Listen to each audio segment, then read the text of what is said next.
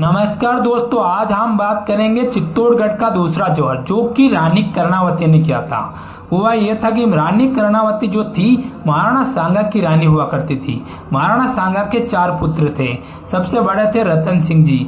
महाराणा सांगा की मृत्यु के बाद रतन सिंह जी यहाँ के राजा बने और रतन सिंह जी की मल्ल युद्ध में मृत्यु हो जाने के कारण इसके बाद जो थे मीराबाई के पति भोजराज जी थे, उनके छोटे भाई, उनके भी युद्ध में मृत्यु हो जाने के कारण इसके बाद जो राजा बने वो बने विक्रमादित्य यहाँ के राजा थे। उस समय गुजरात के बहादुर शाह ने यहाँ पर पुरानी हार का बदला लेने के लिए चित्तौड़ पर आक्रमण कर दिया था।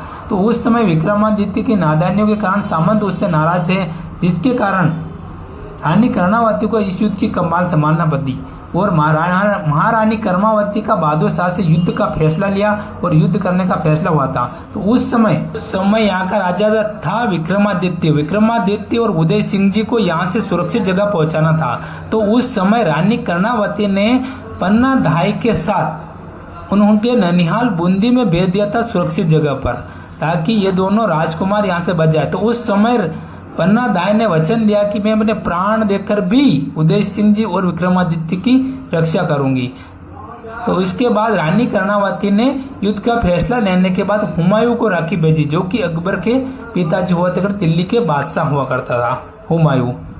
लेकिन हुमायूं राखी भेजने के बावजूद भी इस युद्ध में शामिल नहीं हुआ। उससे पहले ही गुजरात के बहादुर शाह ने यहाँ पर आक्रमण कर दिया था। आक्रमण करने के कारण मेवाड़ की सेना और बहादुर शाह की सेना के बीच में भयंकर युद्ध हुआ था, जिसके कारण मेवाड़ की सेना कम होने के कारण और बहादुर शाह की सेना ज्यादा होने के कारण बहादुर शाह की सेना को जीत हासिल हुई, जिसके कारण मेवाड़ की सेना को हार का सामना करना पड़ा और देवालियाओं के रावत बाघ सिंह जी के नेतृत्व में ये युद्ध लड़ा गया। केसरिया बाना पहनकर शाखा के लिए शत्रु सेना पर अंतिम सांस पर लड़ते हुए युद्ध में वीर गति को प्राप्त हो गए रावत बाघ सिंह जी, जो यहाँ के मुख्य सेनापति थे उस समय इस युद्ध के। और पन्ना धाय के पति गुर्जर सूरजमल जी चौहान भी बहादुर शाह की सेना से लड़ते हुए वीर गति को प्राप्त हो गए थे। पन्ना धाय के पति महाराणा की सेना के एक सैनिक थे।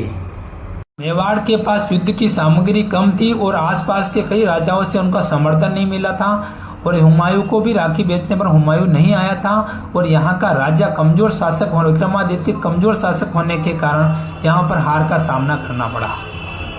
इस कारण चित्तौड़ का दूसरा जौहर विक्रम संवत 1592 और सन 1535 में यहाँ पर एक दूसरा सबसे बड़ा जौहर हुआ था, जो कि रानी कर्णावती के नेतृत्व में हुआ था। रानी कर्णावती जो थी महाराणा प्रताप की दादी हुआ करती थी। इसके बाद क्या हुआ था, विक्रमादित्य का और उदय सिंह जी ननिहाल में थे बूंदी। इसके बाद यहाँ बचे हुए राजपूत सैनिकों ने कुछ दिनों बाद चित्तौड़ पर वापस आक्रमण किया। बहादुर शाह की सेना चित्तौड़ पर ज्यादा दिन तक अधिकार नहीं कर पाई।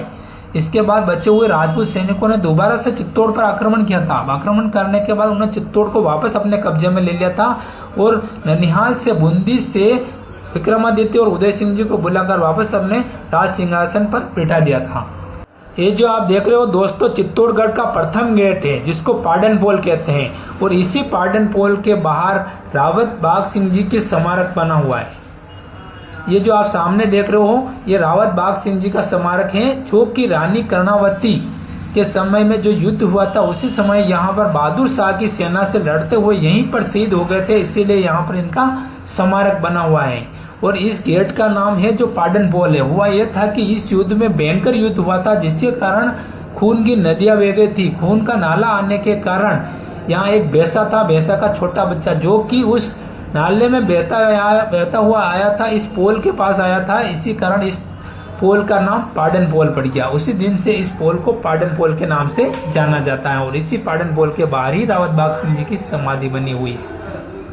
महाराणा सांगा की मृत्यु हो गई थी और रानी कर्णावती ने जौहर कर लिया था। इसके बाद विक्रमादित्य और उदय सिंह जी का लालन पालन पन्ना दाई ने अपने पुत्र समझकर किया था।